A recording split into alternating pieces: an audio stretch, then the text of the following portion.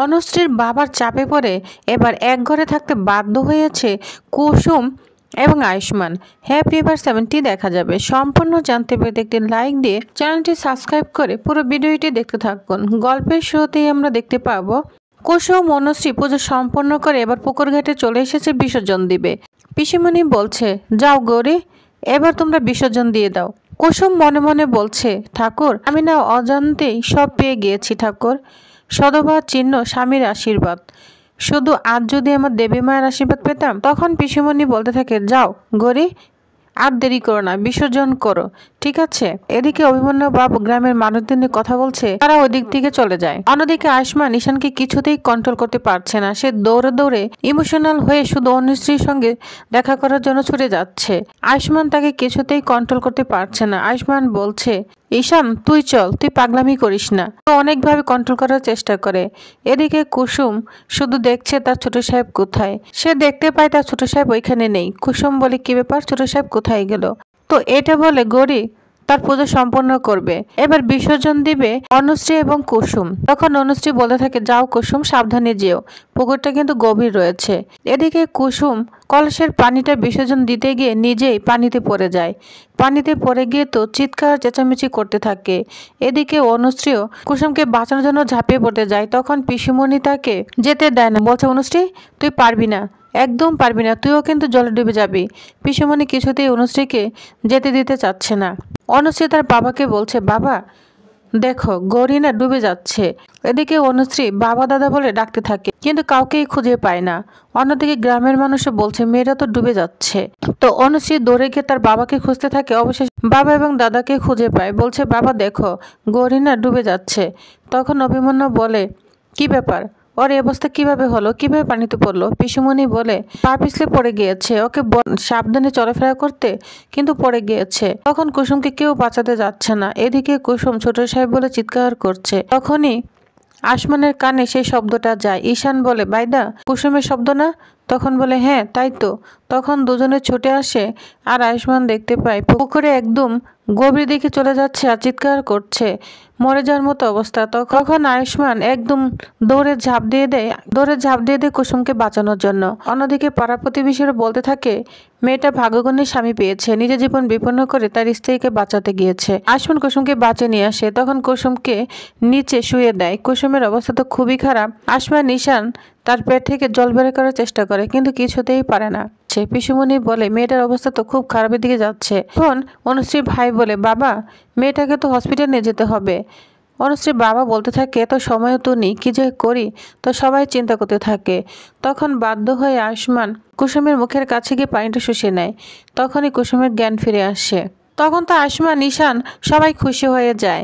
এদিকে সেই সুযোগে আয়ুষ্মান অনুশ্রীর দিকে আবারও তাকিয়ে থাকে, যা চোখে পড়ে অনুশ্রীর দাদার। তখন বলে, তুমি কেন দিকে দাঁড়িয়ে আছো, মেয়েদের দিকে তাকিয়ে আছো না, দাঁড়াও। আর শোনো, তুমি না এখান থেকে যাও, এটা মেয়েদের অনুষ্ঠান চলছে, ছেলেদের থাকা যাবে না, বুঝতে পেরেছো? আর তখন অনুশ্রীর দাদা আয়ুষ্মানকে বলতে থাকে, ওকে নিয়ে চলুন। আয়ুষ্মান তখন বলে, হ্যাঁ হ্যাঁ। তখন আয়ুষ্মান কুসুমকে নিয়ে ওইখান থেকে চলে যায়। এদিকে দেখা যায় মীনাক্ষী দেবলীনাকে বলছে, তোমার কি মনে হয় না এই যে ওরা হঠাৎ করে গ্রামে পালিয়ে গেল, এর মধ্যে কোনো রহস্য রয়েছে? কিন্তু দেবলীনা এটা পাত্তা দেয় না, বলছে, তুমি কি বলবে আমি বুঝতে পেরেছি। তখন মীনাক্ষী বলে, তুমি কি বুঝতে পেরেছো? এই তোমাকে বলো না সারপ্রাইজ, এগুলো না কোনো সারপ্রাইজ না, বুঝতে পেরেছো? আমার মনে হয় এগুলো সব ভাওতাবাজি, আসলে অন্য কোথাও গিয়েছে। তখন দেবলীনা বলে, জাহান্নামে যাক, আমার প্রয়োজনটা হচ্ছে ইন্দ্রাণী গাঙ্গুলি। ঈশান কি করছে, কোথায় গিয়েছে, তাতে আমার কোনো ইন্টারেস্ট নেই, বুঝতে পেরেছ? একদিকে ভালোই হয়েছে জানো তো, তিনজনই বাড়ি বাইরে আছে। ওরা ফিরে আসার আগে ইন্দ্রাণী গাঙ্গুলিকে আমি এমন বশ করব, যাতে ওরা ফিরে আসার পরও ইন্দ্রাণী আন্টি সারাক্ষণ শুধু আমার জয়গান গেয়েই যায়, বুঝতে পেরেছ? তখন মীনাক্ষী বলে, জানো তো, এটা হলে না আমি বেঁচে যাই। বিশ্বাস করে যে কুসুম সারাক্ষণ দেবীমা বলে এমন করতে থাকে যেন উনি মানুষ নন, উনি মন্দিরের কোনো সিদ্ধিপ্রাপ্ত মাতা। অন্যদিকে দেখা যায় অনুশ্রী কুসুমের জন্য চা নিয়ে এসেছে গরম গরম। কুসুম বলে, এখন আমি তোমার হাতে চা খাবো? তখন অনুশ্রী বলে, তাতে কি হয়েছে, সবসময় তো আমি তোমার হাতে চা খেয়েছি, এবার না হয় আমার হাতে চা খাও। তখন কুসুমের হাতে অনুশ্রী চাটা দিয়ে দেয়। কুসুম চা খাবে, তখন ঈশান বলে, দাঁড়াও 1 মিনিট, আমার বউ চা বানিয়ে নিয়ে এসেছে, প্রথমে চা খাওয়ার অধিকারটা তো আমারই, এই বলে চা চুমুক দিতে থাকে। আর অনুশ্রী ঈশানের দিকে তাকিয়ে আছে। তখনই অনুশ্রীর দাদা চলে আসে আর কানটা ধরে ঈশানের।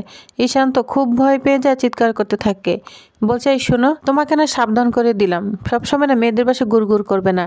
অনুশ্রী তুই ওদের থেকে দূরে থাক, বুঝতে পেরেছিস? এটা বলে অনুশ্রীর দাদা ওইখান থেকে চলে যায়। এদিকে ইন্দ্রাণী সবসময় আসমান কুসুমের কথা চিন্তা করেই যাচ্ছে, বলছে আমার ছেলে দুটো কেন যে ফোন দিচ্ছে না। তখন মীনাক্ষী বলে, দেখো দিদি, তুমি তো ছেলেদের জন্য সব করে যাচ্ছ, আর তোমার ছেলেরা তোমাকে ভুলেই গিয়েছে। গ্রামে গিয়ে একটাবার তোমার আদরের ছেলে ফোন দিল না। তখনই দেখা যায় আয়ুষ্মান ফোন দিতে থাকে। ইন্দ্রাণী বলছে এই তো আমার ছেলেরা ফোন দিয়েছে। ইন্দ্রাণী তখন ফোন রিসিভ করে বলে, কি ব্যাপার আয়ুষ্মান, তুমি কেন আমাকে একটা ফোনও দিচ্ছ না এই পর্যন্ত? আমি জানো কত টেনশনে রয়েছি, তুমি তো এত দায়িত্বজ্ঞানহীন নও। আচ্ছা যাই হোক, ওইখানে পৌঁছে গিয়েছো? আচ্ছা থাকার জায়গার ব্যবস্থা সব ঠিক আছে? তখন বল, হ্যাঁ মা ঠিক আছে, তবে তেমন একটা ভালো ব্যবস্থা নেই, যাই হোক মানিয়ে নিব। এটা বলে তারা দুজনে ফোনটা রেখে দেয়। তখন ইন্দ্রাণী অনেক খুশি হয়ে যায়। রাজ বলতে থাকে, যাই হোক এখন ছেলেদের সঙ্গে কথা হয়েছে, এখন তোমার মুখের হাসি। এটা নিয়ে তারা সবাই হাসাহাসি করতে থাকে। অন্যদিকে চুপি চুপি কুসুম আর অনুশ্রী কুসুমীকে তার ঘরে নিয়ে যাচ্ছে, কিন্তু সামনে পড়ে তার বাবা, যা দেখে কুসুম অনুশ্রী ভয় পেয়ে যায়। তখন অভিমন্যু বলে, কি ব্যাপার গৌরী, তুমি কোথায় যাচ্ছ? অনুশ্রী তুই ওকে কোথায় নিয়ে যাচ্ছিস? অনুশ্রী বলে, কেন বাবা আমার ঘরে যাচ্ছি। বলছে দাঁড়া, ওকে তোর ঘরে নিয়ে যাচ্ছিস কেন? ও তো বিবাহিত, তোর স্বামী রয়েছে, তাহলে তোর কাছে কেন থাকবে? দুজনে তো কোনো উত্তর দিতে পারে না। তখন অভিমন্যু বলে, বুঝতে পেরেছি তোমরা যে কিছু লুকাচ্ছ, এটা আমি আগে থেকেই বুঝতে পেরেছি, তুমি সত্যি করে বলো কি লুকাচ্ছ। কিন্তু কুসুম কিছুই বলে না, চুপ করে থাকে। তখন অভিমন্যু কুসুমকে ধরে আয়ুষ্মানের কাছে নিয়ে যায়। এদিকে আয়ুষ্মান আর ঈশান্ত দুজনে এক ঘরে খুব সুন্দর করে রয়েছে এবং দুই ভাই গল্প করছে। তখন ওদেরকে দেখে খুব ভয় পেয়ে যায়। তখন অভিমন্যু আয়ুষ্মানকে বলে, আচ্ছা তোমাদের ব্যাপারটা কি, আসলে তোমরা কে, খুলে বলো। আর এই মেয়েটাই বা কে? যা শুনে আয়ুষ্মান তো অনেক ভয় পেয়ে যায়, ঈশানও ভয় পেতে থাকে। কুসুম বলতে থাকে, কেন বলতে পারছেন না কেন? আমি যে আপনার স্ত্রী, কেন বলছেন না? তখন আয়ুষ্মান বলে, হ্যাঁ ও আমার স্ত্রী। তখন অভিমন্যু বলে, তাহলে তোমার স্ত্রী কেন অন্য ঘরে থাকবে? ও তো এখানেই থাকবে। তখন ঈশান বলে, তাহলে আমি কোথায় থাকবো? অভিমন্যু তখন অনুশ্রী দাদাকে বলে, আচ্ছা শুন, তুই না ওকে ওর জায়গাটা দেখিয়ে দে, বুঝতে পেরেছিস? কিন্তু ঈশান কিছুতেই যেতে চায় না, বলছে আমরা তিনজন এক জায়গায় থাকবো। অভিমন্যু তখন রাগান্বিত হয়ে বলে, এই তুমি কেমন মানুষ, তোমার নাম যে হ্যাবলা না? ঠিক হ্যাবলা, ওরা দুজন স্বামী স্ত্রী, তুমি এখানে কেন থাকবে? তখন ঈশানকে জোর করে অনুশ্রীর দাদা ওইখান থেকে নিয়ে যায়, একেবারে গোয়াল ঘরে এনে ফেলে দেয়। ঈশান তখন বলে, আমি এই ঘরে থাকবো? কিভাবে থাকবো, এখানে তো গোবরের গন্ধ আসছে। অনুশ্রীর দাদা বলে, এটা তো গোয়ালঘর, গোবরের গন্ধ আসবে না তাহলে কি ফুলের গন্ধ আসবে? তখন ঈশান বলে, হ্যাঁ হ্যাঁ ঠিকই তো বলেছেন। এদিকে কুসুম আর আসমানকে তো এক ঘরে থাকতে দিয়েছে, কিন্তু খাটটা খুব ছোট। আসমান তখন বলে, কুসুম এই ছোটো খাটে আমরা দুজন কিভাবে থাকবো? কুসুম বলে, কোনো সমস্যা নেই, আমি মাটিতে বালিশ নিয়ে শুয়ে পড়বো। আসমান বলে, না না, তোমাকে কিছুতেই নিচে থাকতে দেওয়া যাবে না। কুসুম বলে, চিন্তা করবে না ছোট সাহেব, আমার তো নিচে শোয়ার অভ্যাস রয়েছে। তখন আসমান বলে, না না, তোমার ঠান্ডা লেগে যাবে, আর তাছাড়া তুমি জলে ডুবে গিয়েছিলে, তোমাকে কোনো মতেই নিচে থাকতে দেওয়া যাবে না। তখনই দেখা যায় কুসুম একদম হেক্সিপাতে থাকে। আসমান বলে, দেখেছ, ঠিক আছে কুসুম, আমরা দুজনেই খাটেই ঘুমাবো। কুসুম বলে, দুজনে এক খাটে? তখন বলে, হ্যাঁ আমি এই পাশে করে ঘুমাবো, তুমি ওই পাশে করে ঘুমাবে, ঠিক আছে? তখন কুসুম রাজি হয়ে যায়। তো আসমান এবং ঈশান দুজনেই শুয়ে পড়ে, কিন্তু দুজনের কারোই ঘুম আসছে না, শুধু এদিক ওদিক ঘুরতে থাকে। তখন আয়ুষ্মান অবাক হয়ে কুসুমের দিকে তাকিয়ে থাকে।